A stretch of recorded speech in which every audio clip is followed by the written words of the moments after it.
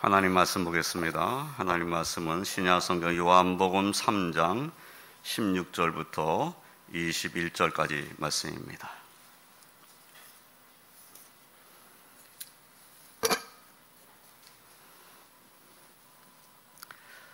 요한복음 3장 16절로 21절 말씀, 제가 말씀을 봉독합니다.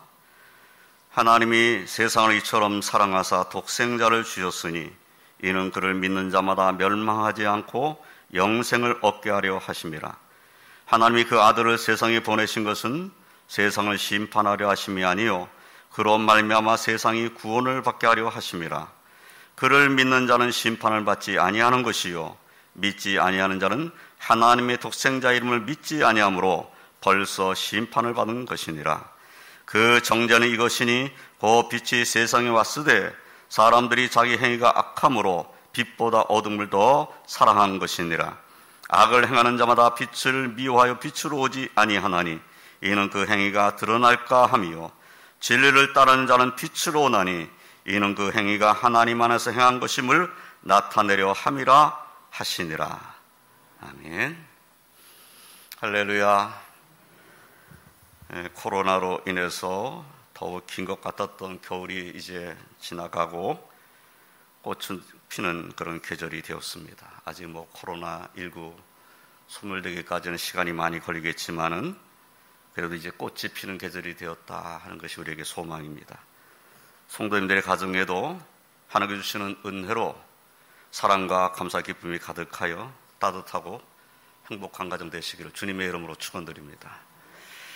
한 끼를 금식하며 기도하는 이 3월에는 십자가를 지신 예수님을 묵상하면서 독생자 예수님을 보내주신 하나님의 사랑을 묵상해야 하겠습니다. 지난 주일에는 하나님께서 율법을 주신 것은 죄를 깨닫게 하심으로 그 죄를 회개하며 하나님의 독생자이신 예수님을 영접하게 하시려는 하나님의 뜻이 계셨다라는 것을 말씀드렸습니다. 오늘은 우리가 받은 하나님의 사랑, 하나님의 독생자이신 예수님 이 땅에 보내주신 그 하나님의 사랑을 함께 생각하면서 은혜를 나누고자 합니다. 첫째로 우리가 받은 하나님의 사랑은 우리로 영생을 얻게 하신 사랑입니다. 예수님께서 오늘 본문 16절로 17절에서 하나님이 세상을 이처럼 사랑하사 독생자를 주셨으니 이는 그를 믿는 자마다 멸망하지 않고 영생을 얻게 하려 하심이라. 하나님이 그 아들을 세상에 보내신 것은 세상을 심판하려 하심이 아니요 그로 말미암아 세상이 구원을 받게 하려 하심이라 라고 말씀을 하셨습니다. 우리가 살고 있는 이 세상은 죄를 짓는 인간으로 인해 하나님 뜻을 거스르는 세상입니다. 하나님 앞에서 죄악이 관영한 그런 세상입니다. 하나님의 심판을 받아 마땅한 그러한 세상입니다. 그러나 하나님은 이러한 세상을 사랑하셔서 가장 귀하고 가장 소중하고 가장 사랑하시는 독생자를 주셨습니다. 계속되는 인간의 연약함과 죄악과 그 죄성을 끝없이 참으시고 하나님의 아들 독생자 예수 그리스도까지 보내주셨음을 성경이 우리에게 알려주고 계십니다. 그런데 하나님의 사랑은 하나님의 독생자이신 예수님께서 우리의 모든 죄를 담당하시고 십자가에 못 박혀 돌아가심으로 그 절정에 이르게 된다라는 것을 우리는 성경을 통해서 깨닫게 됩니다. 그러면 하나님이 세상을 이처럼 사랑하사 독생자를 주셨다는 이 말씀 속에는 독생자의 십자가의 죽으심이 포함되어 있다는 사실을 우리는 잊지 말아야 합니다. 하나님이 독생자를 주셨는데 그 독생자를 십자가에 못 박으시기까지 주셨다는 거예요. 독생자를 주셨다는 것은 독생자를 주신 것만도 감사한데 그 독생자가 우리를 위해서 대신 십자가를 지셨다는 겁니다. 이 사실을 우리는 잊지 말아야 합니다. 예수님의 십자가의 죽으심으로 확증된 하나님의 사랑, 자기 희생적인 사랑, 말로 다 할 수 없는 큰 사랑을 우리가 받았습니다. 바로 내가 받은 것입니다. 사도 바울께서는 로마서 5장 5절로 8절에서 소망이 우리를 부끄럽게 하지 아니함은 우리에게 주신 성령으로 말미암아 하나님의 사랑이 우리 마음에 부은 바 되미니 우리가 아직 연약할 때에 기약대로 그리스도께서 경건하지 않은 자를 위하여 죽으셨도다. 의인을 위하여 죽는 자가 쉽지 않고 선을 위하여 용감히 죽는 자가 혹 있거니와 우리가 아직 죄인 되었을 때 그리스도께서 우리를 위하여 죽으심으로 하나님께서 우리에 대한 자기의 사랑을 확증하셨느니라 라고 말씀하셨어요. 그래서 예수님 십자가의 죽으심이 하나님 우리를 사랑하신다는 것을 확증해 보였다는 겁니다. 하나님께서 아들을 보내실 때는 십자가의 죽으심으로 우리를 구원하시고자 하는 목적이 있었다는 것을 알 수가 있는 거죠. 그러면 십자가를 지시는 예수님은 어떠한 마음으로 십자가를 지셨을까요? 어떤 사람은 그렇게 말합니다. 실패한 자다. 이렇게 말하는 이단들도 있어요. 그런데 빌립보서 2장 5절로 8절 말씀을 보면은 너희 안에 이 마음을 품으라. 곧 그리스도 예수의 마음이니 그는 근본 하나님의 본체시나 하나님과 동등됨을 취할 것으로 여기지 아니하시고 오히려 자기를 비워 종의 형체를 가지사 사람들과 같이 되셨고 사람의 모양으로 나타나사 자기를 낮추시고 죽기까지 복종하셨으니 그 십자가에 죽으심이라. 이렇게 말씀하셨어요. 그럼 예수님의 십자가의 죽으심은 어떤 죽으심입니까? 자기를 비우고 자기를 종의 형체를 가지고 사람의 모양으로 나타나셔서 죽기까지 복종한 그러한 십자가의 죽으십니다. 하나님께서 우리를 구원하시기 위해서 독생자를 보내주셨는데 그 독생자는 죽기까지 하나님의 뜻에 복종하셨다는 거예요. 예수님이 억지로 십자가 지신 것이 아니라 그 십자가를 자원함으로 지셨다는 사실을 깨달아야 됩니다. 하나님께서 우리가 아직 연약할 때, 경건하지 않을 때, 아직 죄인되었을 때, 우리가 원수되었을 때 우리를 심판하지 아니하시고 오히려 우리를 사랑하셔서 독생자를 보내셨고 그 사랑하신 독생자가 우리를 위해 십자가를 지게 하셨습니다. 예수님은 하나님의 독생자이시며 근본 하나님의 본체이시지만 하나님과 동등됨을 취할 것을 여기지 아니하셨습니다. 자기를 비우셨습니다.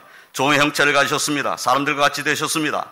그리고 자기를 낮추시고 하나님 아버지의 뜻에 따라서 십자가에 죽기까지 복종하셨습니다. 하나님의 사랑이 얼마나 큰지를 우리는 다시 한번 깨달아야 되겠습니다. 우리가 받은 하나님의 사랑, 십자가를 지신 예수님의 사랑은 우리를 심판과 멸망의 자리에서 영생과 구원의 자리로 옮겨놓은 사랑입니다. 지어가야 마땅한 우리를 천국 백성으로 삼아주신 사랑입니다. 이 놀라운 사랑 우리가 바로 내가 받았음을 우리가 감사하고 찬송하고 영광을 올려드리는 그런 복된 삶을 사시기를 주님의 이름으로 축원드립니다. 두 번째로 우리가 받은 하나님의 사랑은 우리에게 참빛을 주신 사랑입니다.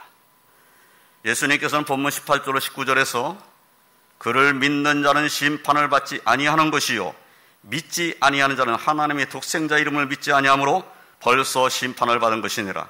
그 정죄는 이것이니 곧 빛이 세상에 왔으되 사람들이 자기 행위가 악함으로 빛보다 어둠을 더 사랑한 것이니라 라고 말씀하셨어요. 이 말씀을 통해 세상은 어둠인데 그 어둠에 참빛이 비춰졌음을 알 수가 있습니다. 세상이 어둠이라는 것은 세상은 이미 죄 가운데 있고 하나님의 심판 아래 있다는 것을 의미하는 것입니다. 그러므로 이 세상에 빛이 주어지지 않는다면 세상에는 소망이 없습니다. 그런데 하나님께서 세상을 사랑하셔서, 다시 말하면 이 어둠의 세상에 살고 있는 우리를 사랑하셔서 빛을 보내주셨습니다. 이제 누구든지 어둠에 있지 아니하고 빛 가운데 나오면 심판을 받지 않습니다. 어둠 가운데 있다는 것이 바로 심판이에요. 어둠 가운데 그냥 머물러 있다는 것이 심판인 겁니다. 그럼 멸망으로 가는 자리에 있으니까. 그러나 어둠 가운데 있는 자들이 빛을 보고 빛 가운데로 나온다면 심판을 받지 않습니다. 그렇다면 예수님께서 빛이 세상에 왔다고 말씀하셨는데 그 빛이 누구이십니까? 사도 요한께서는 빛이 누구이신가에 대해서 이미 요한복음 1장 9절로 14절에 이렇게 말씀하셨어요. 참빛, 그 세상에 와서 각 사람에게 비추는 빛이 있었나니 그가 세상에 계셨으며 세상은 그로 말미암아 지은 바 되었으되 세상이 그를 알지 못하였고 자기 땅에 오매 자기 백성이 영접하지 아니하였으나 영접하는 자 곧 그 이름을 믿는 자들에게는 하나님의 자녀가 되는 권세를 주셨으니 이는 혈통으로나 육정으로나 사람의 뜻으로는 하지 아니하고 오직 하나님께로부터 난 자들이니라. 말씀이 육신이 되어 우리 가운데 거하시매 우리가 그의 영광을 보니 아버지의 독생자의 영광이요 은혜와 진리가 충만하더라 라고 증거를 했습니다. 예수님이 참 빛으로 이 세상에 오신 분입니다. 그러므로 세상 그 어둠 가운데 있던 사람들이 이 참빛을 보고 빛으로 나와 예수님을 영접하면 그 이름 믿으면 하나님의 자녀가 되는 권세를 받습니다. 빛의 자녀가 되는 것입니다. 그러나 그런데도 불구하고 빛으로 나오지 아니하는 이들이 있습니다. 예수님께서는 본문 20절로 21절에서 악을 행하는 자마다 빛을 미워하여 빛으로 오지 아니하나니 이는 그 행위가 드러날까 하며 진리를 따르는 자는 빛으로 오나니 이는 그 행위가 하나님 안에서 행한 것임을 나타내려 합니다. 악을 행하면서 그 가운데 있기를 원하는 사람은 빛을 미워할 수밖에 없어요. 빛 가운데 나오면 자신의 행위가 다 드러날까 봐 못 나오는 거죠. 그러나 진리를 따르는 사람들은 빛으로 나옵니다. 빛으로 나오면 이 사람들도 역시 자신의 모든 행위가 다 드러날 거예요. 그런데 어떻게 빛으로 나올 수 있습니까? 회개하면서 나오는 겁니다. 회개하면서. 나는 죄인입니다. 나는 이 어둠 가운데 살 수 없습니다. 이제는 회개하고 나는 빛으로 나가겠습니다. 회개하면서 예수님께로 나오는 사람들이 바로 진리를 따르는 사람들인 것입니다. 사도 요한께서도 요한일서 1장 5절로 10절에서 이렇게 또 말씀하셨어요. 우리가 그에게서 듣고 너에게 전하는 소식은 이것이니 곧 하나님은 빛이시라. 그에게는 어둠이 조금도 없이다는 것이니라. 만일 우리가 하나님과 사귐이 있다 하고 어둠에 행하면 거짓말을 하고 진리를 행하지 아니하거니와 그가 빛 가운데 계신 것 같이 우리도 빛 가운데 행하면 우리와 서로 사귐이 있고 그 아들 예수의 피가 우리를 모든 죄에서 깨끗하게 하실 것이요 만일 우리가 죄가 없다고 말하면 스스로 속이고 또 진리가 우리 속에 있지 아니할 것이요 만일 우리가 우리의 죄를 자백하면 그는 미쁘시고 의로우사 우리의 죄를 사하시며 모든 불에서 깨끗하게 하실 것이요 만일 우리가 범죄하지 아니하였다 하면 하나님을 거짓말하는 이로 만드는 것이니 또한 그의 말씀이 우리 속에 있지 아니하니라. 자, 이 말씀의 뜻이 무엇입니까? 하나님은 빛이세요. 그분에게는 어둠이 전혀 없으십니다. 그런데 우리가 하나님과 사귄다고 말해요. 그런데 아직도 내가 어둠 가운데 행하면서 거짓말하고 그리고 하나님 뜻을 따르지 않습니다. 그러면 하나님과 사귐이 있는 사람이 아닌 거죠. 정말 하나님과 사귐이 있다고 말한다면 그 사람은 하나님 앞에 자신의 죄를 자백하는 자여야 한다는 겁니다. 하나님 앞에 내가 죄인입니다. 자백하고 하나님의 은혜 가운데로 들어오는 사람이 빛이신 하나님과 사귐이 있는 사람의 모습이다. 이렇게 말씀하시는 거죠. 우리는 이 은혜 가운데 가는 사람이 되었습니다. 우리는 다시 어둠 가운데로 돌아갈 수가 없는 하나님 빛 가운데 사는 하나님 백성들입니다. 그런데 아직도 빛으로 나오지 못한 사람들이 있잖아요. 우리는 그들이 아직 빛으로 나오지 아니하였다고 포기해서는 안 됩니다. 그들이 이 땅에 살아있는 동안에는 그들이 주님께로 돌아올 수 있다는 소망을 결코 버려서는 안 됩니다. 아, 저 사람은 어둠 가운데 있을 사람이야. 어쩔 수 없어. 이렇게 말할 수 없다는 겁니다. 의심 많은 도마를 믿게 하신 분이 예수님이십니다. 예수 믿는 자를 잡아서 옥에 넘기기 위해서 살기가 등등했던 청년 사울을 변화시켜서 위대한 사도 바울로 만드신 분이 그리고 그를 사용하신 분이 예수님이십니다. 예수님을 3번이나 부인했던 베드로를 들어 쓰신 분이 예수님이십니다. 지금도 죄인으로 하여금 자신의 죄를 자복하고 회개하게 하시는 분이 예수님이십니다. 아직도 사랑의 주님 앞에 나오지 못한 이들을 위해 우리는 그래서 끊임없이 기도해야 합니다. 그리고 주님의 사랑을 전하는 삶을 우리는 살아야 할 줄 믿습니다. 무엇보다도 저와 성도님들은 우리를 어둠에서 참 빛 가운데로 나오게 하신 하나님의 사랑, 예수님의 사랑에 감사드리고 하나님께 영광 올려드리는 삶을 사시기를 주님의 이름으로 축원드립니다. 세 번째로, 우리가 받은 하나님의 사랑은 어느 누구도 끊을 수 없고 변하지 않는 영원한 사랑입니다. 사도 바울께서는 로마서 8장 33절로 35절에서 누가 능히 하나님께서 택하신 자들을 고발하리요, 의롭다 하시는 하나님이시니 누가 정죄하리요, 죽으실 뿐 아니라 다시 살아나시는 그리스도 예수시니 그는 하나님 우편에 계신 자요 우리를 위하여 간구하시는 자시니라. 누가 우리를 그리스도의 사랑에서 끊으리요, 환난이나 곤고나 박해나 기근이나 적신이나 위험이나 칼이랴 라고 말씀을 하셨어요. 예, 하나님께서 택하신 자를 고발할 자가 없습니다. 의롭다 하신 분은 하나님이시니까 어느 누구도 정죄할 수 없습니다. 죽으실 뿐 아니라 다시 살아나신 분은 예수님이신데 그분이 지금 하나님 보좌 우편에 계시고 그분이 우리를 위해서 지금도 간구하신 분이십니다. 그 하나님의 사랑을 어느 누구도 끊을 수 없다는 것이죠. 그 예수님의 사랑을 어느 누구도 끊을 수 없습니다. 환난이 하나님의 사랑을 끊을 수 없습니다. 아무리 공고하고 박해가 있고 기근이 있고 내가 벌거벗은 몸이 된다 할지라도, 그리고 아무리 위험하다 해도 아무런 칼이 있다 할지라도 하나님의 사랑에서 끊을 수 없습니다. 그리스도의 사랑을 끊어놓을 수 있는 자가 없습니다. 로마서 8장 38절로 39절에서도 내가 확신하노니 사망이나 생명이나 천사들이나 권세자들이나 현재일이나 장래일이나 능력이나 높음이나 깊음이나 다른 어떤 피조물이라도 우리를 우리 주 그리스도 예수 안에 있는 하나님의 사랑에서 끊을 수 없으리라. 하나님의 사랑을 끊을 수 없습니다. 하나님의 사랑은 끊어지지 않는 사랑입니다. 그 어떤 피조물도 하나님의 사랑을 끊을 수 없습니다.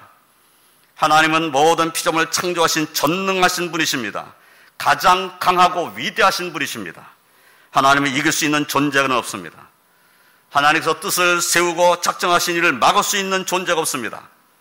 그러므로 우리를 향하신 하나님의 사랑을 끊거나 막을 수 있는 존재가 없는 것입니다. 또 하나, 하나님은 변하지 않으시는 분이십니다.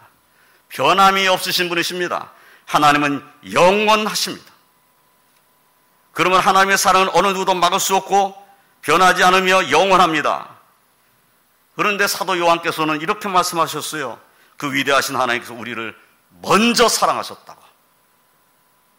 우리가 하나님을 사랑한 것이 아니라 하나님 우리를 먼저 사랑하셨다고. 그 끊을 수 없는 사랑으로 우리를 먼저 사랑하셨다고, 그렇게 사도 요한은 말씀하고 있어요. 요한일서 4장 10절을 보면 사랑은 여기 있으니 우리가 하나님을 사랑한 것이 아니요 하나님이 우리를 사랑하사 우리의 죄를 속하기 위하여 화목제물로 그 아들을 보내셨습니다 라고 말씀하셨어요. 그렇습니다. 하나님과 우리의 사랑은 하나님이 먼저 시작한 사랑입니다.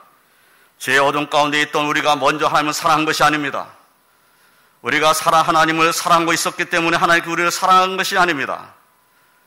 하나님의 사랑이 우리에게 임함으로 우리가 어둠에서 빛 가운데로 나오게 되어서 비로소 하나님의 사랑을 알고 그리고 하나님을 사랑하는 자가 된 것입니다. 이 사랑의 시작은 하나님께 있습니다. 그런데 우리는 착각할 때가 있어요. 내가 먼저 하나님을 사랑한 것처럼, 하나님이 나를 사랑한 것보다 내가 더 많이 사랑한 것처럼 생각할 때가 많다는 거예요. 그렇지 않습니다.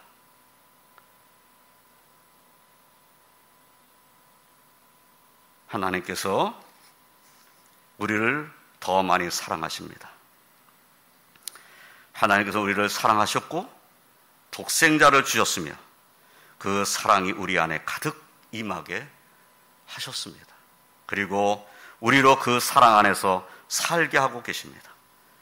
하나님께서 먼저 시작한 이 변하지 않는 영원한 사랑을 그 어느 누구도 막을 수 없습니다.